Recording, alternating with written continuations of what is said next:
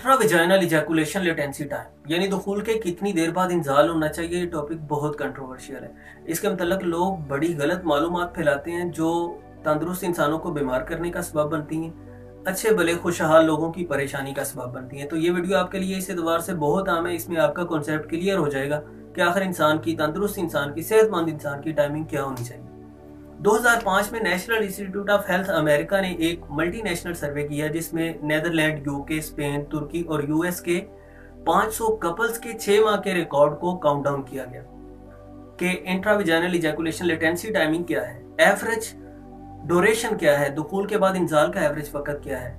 तो नताइज की अगर हम बात करें तो उसमें एवरेज टाइम 5 मिनट और 40 सेकंड था, जिसमें 18 से 30 साल की एज ग्रुप के जो लोग थे उनका एवरेज टाइम 6 मिनट और 30 सेकंड।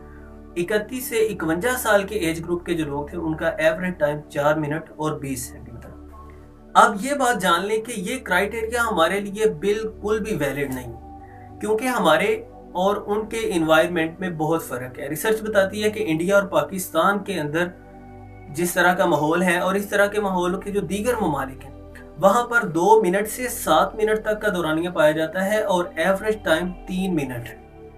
और सूरत इंजाल का मरीज उसे करार दिया जाएगा जिसका हमेशा टाइम इंटरकोर्स के बाद 1 मिनट से कम रहता है। यानी कभी कभार हो जाना ये एक नॉर्मल सी चीज है, किसी के साथ भी हो सकता है, लेकिन ऐसा शख्स जिसका इंटरकोर्स के बाद 1 मिनट से पहले इंजाल हो जाता है हमेशा, वो इंसान सूरत इंजाल का मरीज है।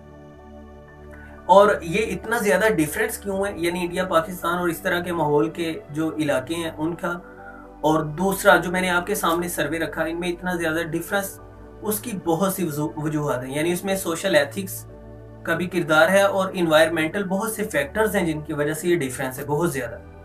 मसलन मैं एक फैक्ट आपके सामने रखता हूँ, आपको बात समझने में आसानी होगी।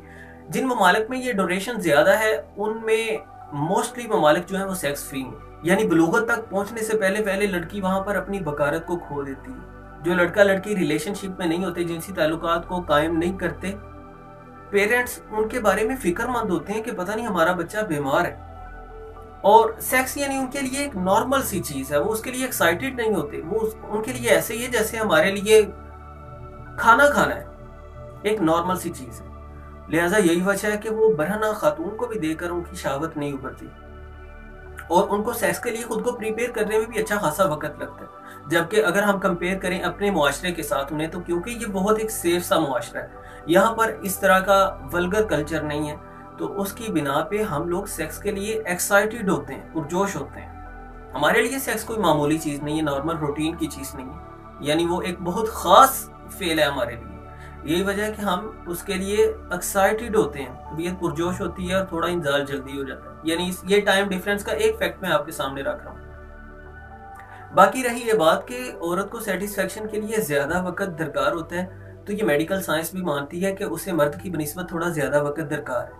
लेकिन उसके लिए भी ऐसा नहीं है कि आप मसनूई तरीका से अपनी टाइमिंग को ज्यादा बढ़ाने की कोशिश करेंगे, बल्कि उसके लिए आपको बड़े बूढ़ों से कुछ दानाई की बातें, कुछ उसूल समझना होगा, जिनमें से एक उसूल मैं आपके सामने रखता हूँ कि फौरी तौर पे इंटरकोर्स नहीं करना। जब आप लाइफ पार्टनर के पास जाते हैं तो पहले बोसो किनार के साथ अपने वक्त को गुजारेंगे, अच्छे अल्फाज बातों के साथ और मुख्तलिफ अंदाज से, मतलब आप इन बातों को समझते हैं, वक्त गुजारेंगे। और जब औरत की शाफत अपने पीक पर हो, अरूज पे पहुंची हो, तो उस वक्त इंटरकोर्स करें। ऐसी सूरत में जब इंजाल होगा तो फ्रीकैन की सेटिस्फेक्शन हो जाएगी। इसके अलावा अगर आपको बहुत ज्यादा सूरत इंजाल की परेशानी है, मतलब ज्यादा ही टाइमिंग खराब है, तो आप उसमें इंप्रूवमेंट चाहते हैं, तो इसके लिए कुदरती ग़िज़ाएं बहुत अच्छे इफेक्ट्स रखती हैं, उनसे बहुत बेहतरी लाई जा सकती है। नेक्स्ट वीडियो में इंशाल्लाह इस पर बनाऊंगा कि कौन सी ग़िज़ाएं इस सिलसिला में ज्यादा मुफीद रहती हैं।